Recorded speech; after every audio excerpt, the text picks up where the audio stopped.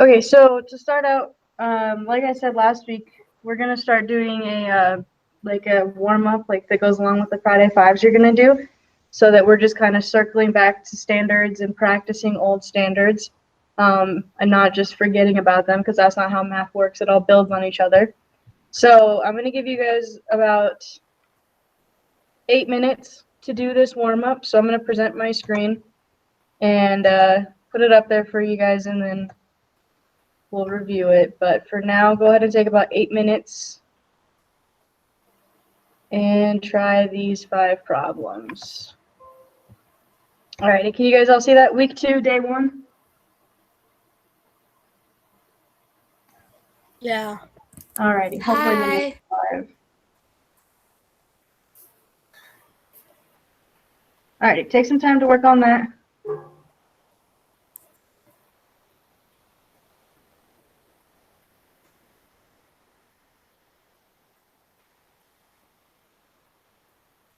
Okay, all word problem type things that are similar to last week's. So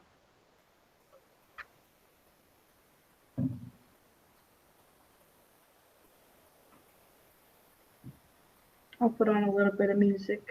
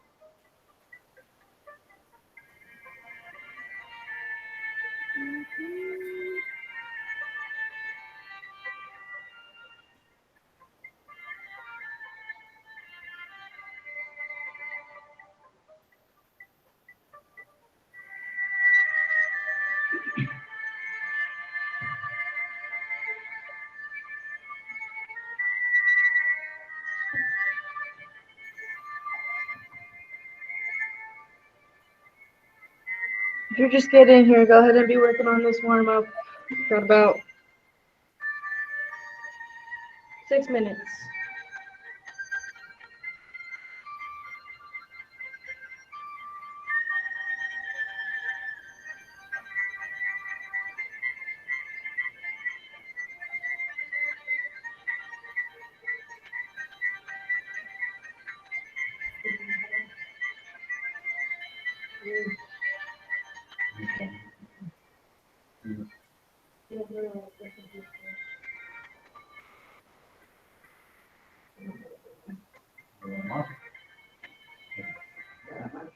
Gonna be tough. So at this point, school is magical, right? Whether we're online or in person, they have to attend these things. That will come quick.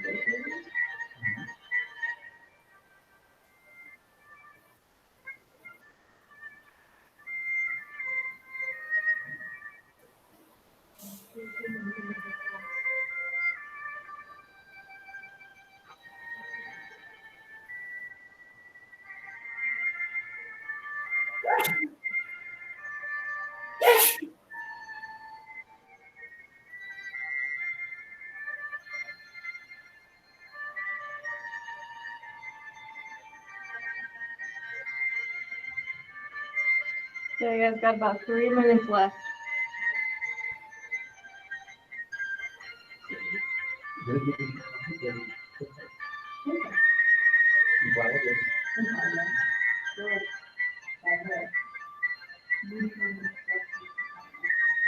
Nothing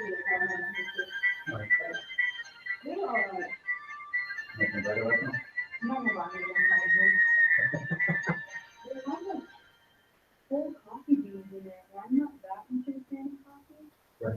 I didn't like that there was a whole coffee bean. I was like eating like it was, I didn't like it. If it didn't have those, I'd be like,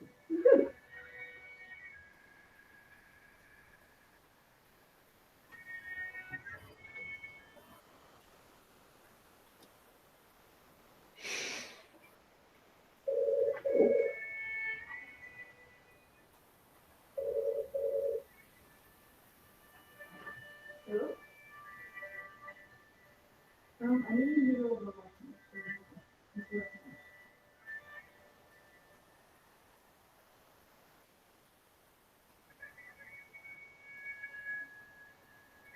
I didn't see anything like that, and there's no work done at all.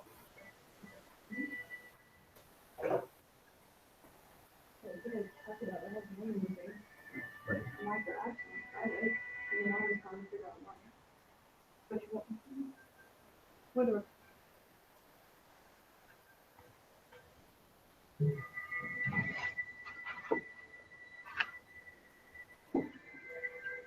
Yeah.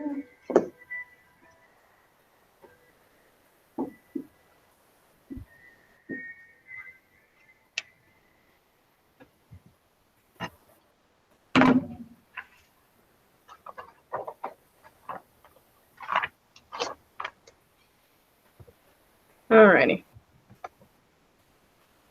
How we doing? We all good? Got some done? I just need to do the last one. Alright, I'll give you another minute. Okay? Are we doing all of them or just 1 and 2? You're supposed to do all of them. I can't That's why see the there's bottom 5. one.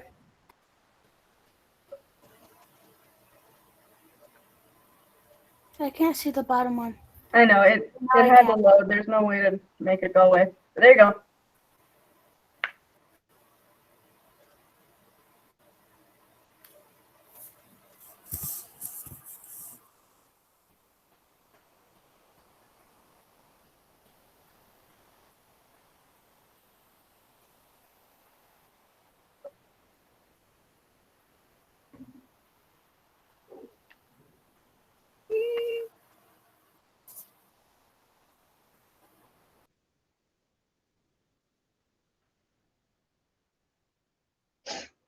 Alrighty. If you're still finishing up, that's fine. Go ahead and finish up the one you're on, but we're going to go ahead and go over these problems. Okay? So let's just start with number 1. It says a medium drink can hold 14 and 5/10 ounces of a large drink. And a large drink can hold 23 and 75 ounces. That was worded really weird. That's right, though. I didn't make it. Oh, I'm backwards.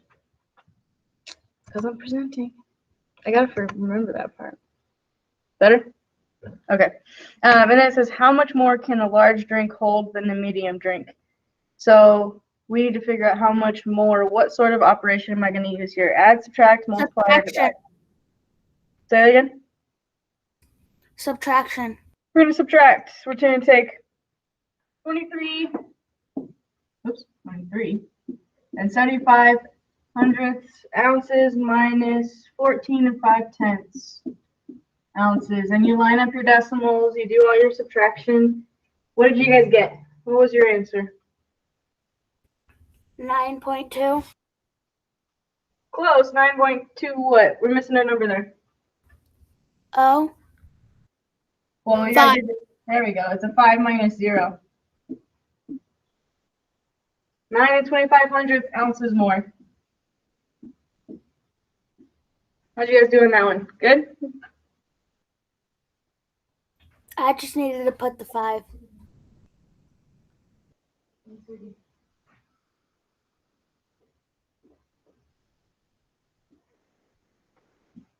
All right. Sorry, let's look at number 2.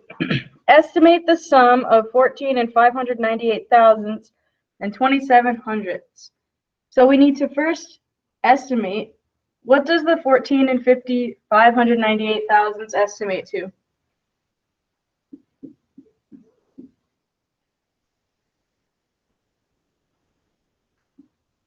If we're estimating to the whole number, do I round it up or does it stay the same? Up. We're going to round it up.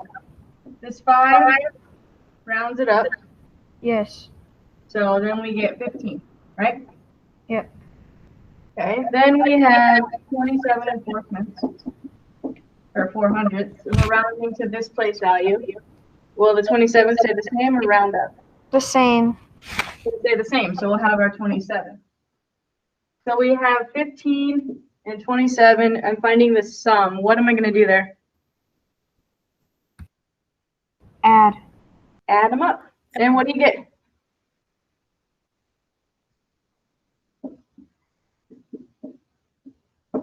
$42. 15 plus 27. 43. Close. 40. 7 plus 5. 41. Nope. 15 plus 27. What's 5 plus 7, guys? 12. 12. So we have our 2 carry 1, so it's 42. 42. Yep. Good. Number 3. We're doing some division here. So we have 0.2 is going into 12 and 34 hundredths. So we got to bounce the ball to the wall. So we take the one on the outside and bounce it once. If I bounce it once on the outside, you have to bounce it once on the inside. And then you throw it on the roof. And our question is asking for what number ends up here. What did you guys end up getting when you divided?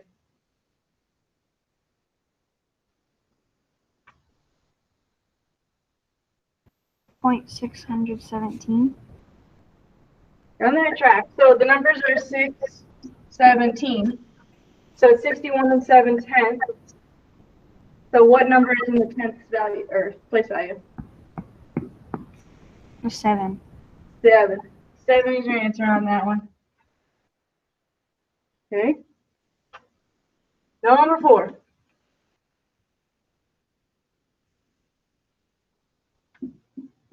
This one, we have pineapples are $2.45 per pound. The pineapple Keith bought was 3 4/10 pounds.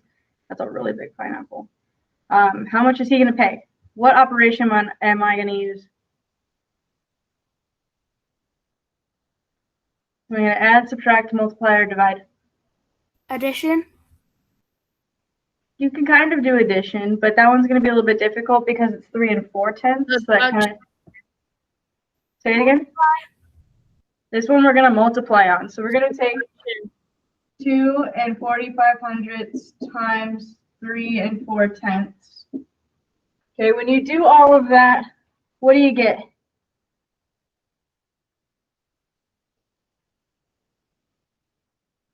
What's your final answer on this? 5.85. No, that's a little bit off.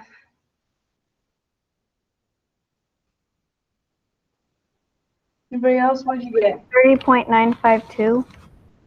No, didn't get that one either. Let's go over this one then. I got different answers. So 4 times 5 is 20, so you're 0, carry the 2.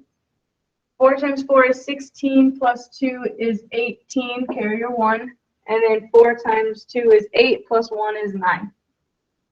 Okay, then we need to have our placeholder 0 there. And then we can multiply by our 3. So 3 times 5 is 15, carry your 1. 3 times 4 is 12, plus 1 is 13, carry your 1 again. 3 times 2 is 6, plus 1 is 7. And then we can add 0 plus 0 is 0. 8 plus 5 is 13, carry your 1. 1 plus 9 plus 3 is 13, carry your 1. And 1 plus 7 is 8. And then we move our decimal, right?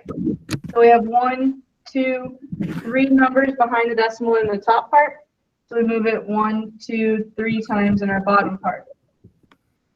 So it's saying that we're going to spend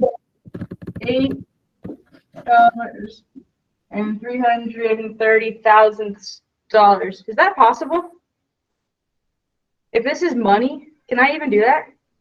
No. No. What's wrong with this? If I'm trying to write this as money, what's wrong with it? Get rid of the 0. We get rid of the 0. You got to make sure that if it's asking for the price of something, that you only go out 2 decimal points, because money doesn't go out any farther than that. They only go to the hundredths place. So if you suddenly have like a 7 out here, make sure you round that up to a 4. Okay? So keep that in mind when you're doing these things and it's asking for money stuff. Okay? And our last one, number 5, says find the product of 23 4/10 and 1 28/100. What does it mean to find the product? Multiply. Good. 23 4/10 times 1 28/100. What was your final answer on this one? 29.951. Close. 29.95 is correct, but this one at the end, It's a 2. it's a 2 on that one. Super close though. 29 592 thousandths. Okay, so there's our warm up for the day. I know it takes a while to go through these warm ups, but I think it's a good thing to do it. Helps you practice some skills that we might not practice as often. Okay, so what we're gonna do now is just this is kind of like a day of notes and then a little bit of practice at the end. I'm gonna put them up on my screen and share it with you guys and just go over them. But we're gonna move on, and you should have talked about this last year a little bit, but we're gonna talk about the greatest common factor and the least common multiple this week. So we're going to kind of review what's a factor, what's a multiple, what's a prime number, what's a composite number. Just do some review today, and then tomorrow we'll go over finding the GCF and the LCM. Sound good? I think I learned it in 4th grade, Yeah. like factors and multiples in 4th grade. Good. You probably should have. That's why we're going to review it, because you guys technically had like 5 months off of school. So we're going to review it before we get into it too far. So I'm going to present my screen, and all of the notes that I'm about to show you guys, I put on Schoology. So you guys can always go and pull up Schoology and see these notes when you guys do your little like assignment later. Sound good? Yeah, cool. I'm gonna take that as a yes. So we're gonna start with this factors, multiples, and stuff notes. So can you guys see that nice and colorful rainbows and stuff? Yeah? Yeah. Okay. So let's start with factors. So if we're over here where it says factors, these are the numbers that you multiply to get another number, which is the product. So if we look at the number 6, 3 times 2 equals 6, the factors are 3 and 2. So 3 and 2 multiply together to get 6, so they're the factors in your numbers. A lot of time people will talk about a factor rainbow where all the factors of 48 will multiply to each other. So this 1, and then you follow the pink or purple. 1 times 48 is 48. For the blue, 2 times 24 is 48. And the green, 3 times 16 is 48. The yellow, 4 times 12 is 48. And then the orange, 6 times 8 is 48. So the factors are going to be the numbers that multiply to get another number. That makes sense? Sound good? Up. Thumbs up, sideways, or down? How you feel about that? Oh, you guys got to turn your cameras on. I can't see any of you. Sound good? Okay, Yoshi's good. Okay, so these are the numbers that multiply together. Good. Now, if we scroll down a little bit, let's talk about prime numbers. Prime numbers are the numbers that only have two factors, and the factors are always going to be 1 times the number. So prime numbers are going to be 2 because the only numbers that multiply to 2 are 1 times 2. Another example is 3. The only numbers that multiply to 3 are 1 times 3. You guys have any other? There's a ton of examples, but can you think of any other ones that are only have 1 times itself that multiply into it? Every number? Well, every number, it does get multiplied by 1 times itself, but there are other numbers that multiply into other ones, and that's where we'll talk about the composite numbers right here. But prime numbers, like literally the only 2 numbers that multiply into it are going to be 1 times itself. It can't be divided by any other number evenly. Any other ideas? 11? 11 is 1. Yep. The only numbers that multiply into 11 are 1 times 11. What else?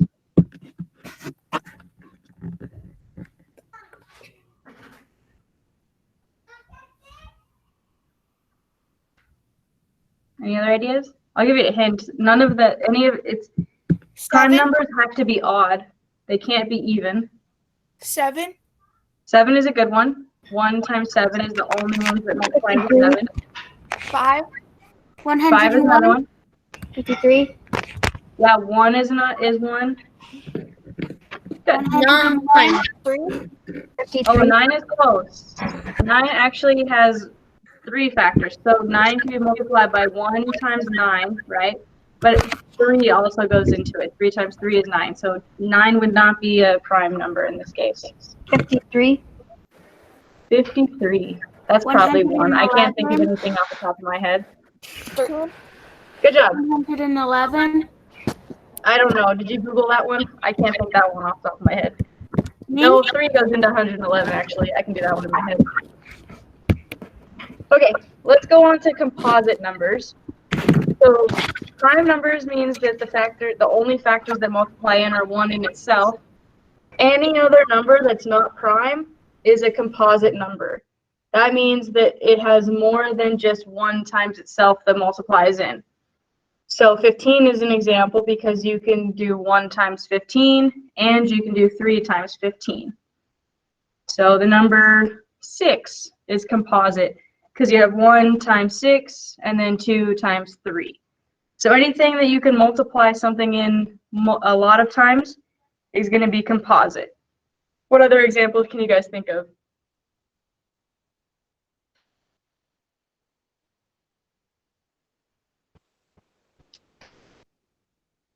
Any other ideas?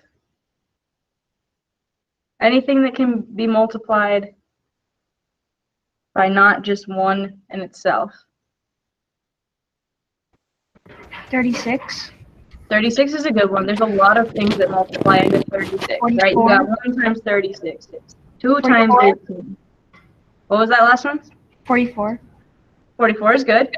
You got 1 and 44, but you also got 4 times 11. 24? 24 is a good one. So anything like that where you can multiply different sets of numbers. Okay. How you guys doing with that one? Sound good with those ones? Yeah. All right, let's talk about multiples. Oh, that's not the right page. Multiples. This is the last one. I think multiples is probably the easiest one. Multiples are when you just skip count. So it's a different way of saying skip counting. You're just kind of doing your multiplication facts. So the multiples of 3 are going to be skip counting by 3. So 3 is a multiple of 3, 6 is a multiple of 3, 9 is a multiple of 3, 12 is a multiple of 3. So if we were to list out the multiples of 2, it would be 2, 4, 6, 8, 10, as long as you wanted to go on. So multiples are just skip counting. An example? Yeah, go ahead, Charlie. 5, 10, 15, 25, 30, 35, 50, 55, 60, 65, 70, 75, 80, 85, 90, 95, 100. Good. So you skip count by 5s, and those are all your multiples of 5. So those are the 4 things. Forever. Huh? Multiples go forever. multiples can go on forever. So most of the time, you just kind of have to stop at a certain point, so you're not just skip counting forever and ever and ever. Yeah, so there's those four different types of numbers. Let's go ahead and talk about, I keep on the wrong page, the divisibility rules, because this is going to be a big thing for when we come across the greatest common factor. So the GCF, finding the factors of things. So there are different tricks to learn or to know if a number divides into another one. So if we want to try and divide something by the number 2, then if the number is even, you know for sure that it will divide in. So that's the rule for 2's. If you want to see if something can be divided by 3, you're going to add up the digits in your number, and if that's a multiple of 3, you can divide it. And we'll do an example of this because it sounds like a lot. The next one, wow, stuttered a lot right there. For the number 4, if you want to know if a number can be divided by 4, then the last 2 digits of the number are a multiple of 4. Talking too much. Or it ends in 00. I'm good, guys, don't worry. The number 5, if you want to see if it ends in a 5, then, or if it can be divided by 5, then the last digit is either a 5 or a 0. If you want to see if something can be divided by 6, then you just have to check the divisibility rules for 2 and 3. If it can be divided by 2 and 3, then it can for sure be divided by 6 as well. Okay, for number 9, if the sum of the digits, so you add together all the digits in your number, if it's a multiple of 9, then yes, it can be divided by 9. And then our final one, 10, if it ends in a 0, it can be divided by 10. Okay, do those make a little bit of sense? Those are kind of difficult, but they're little tricks to help you out so you don't have to always divide every single time. Do you want to do an example of the divisibility stuff? No, you think you guys got it? Okay. So that's actually kind of all we're going to go over today. Kind of a short one. Your assignment is on Google Classroom, so I'm going to go over there and show you where it is. It posted earlier at the beginning. It's under Math, and it is called Factors, Multiples, and Divisibility Rules. And it's a Google form. So if you open that thing up, you got to write your name. And then it asks you to list the factors of 12, the factors of 16, then list the first 5 multiples of 7, the first 5 multiples of 20. Oops, sorry, too far. And then after that, you have, I think, 6 problems where you're going to do the check boxes. So check which numbers can divide evenly into the number listed. So 1,341. Can it be divided by 2? If yes, check box. If it can be divided by 3, check it off. If it can be divided by 4, check it off, and so on. Okay, does that make sense? What you need to do on those ones? All right. So that's actually all we're going to do. Do you guys want me to show you in Schoology where to find the notes so you don't have to type it all out or write it all out? Or do you guys know how? Yeah? Okay, so let me go to Schoology. Can you guys still see my screen? Yeah. Okay. So to get to Schoology, you have to be on wsd1.org. You go to Resources for Students. Oh, they made it so cool. This is new.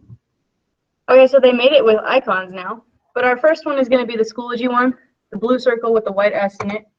So you click on that.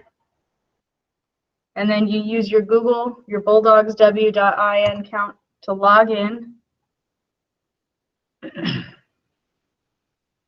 And then it brings you into all of the Schoology stuff. For you guys, the easiest way to find it is to go to Courses.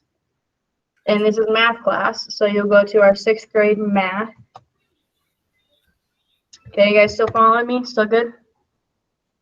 Yeah. Okay. So we're in Yeah. fifth grade math. Now you got to think about it. We're in week 4, right? Today is week 4. You click on week 4.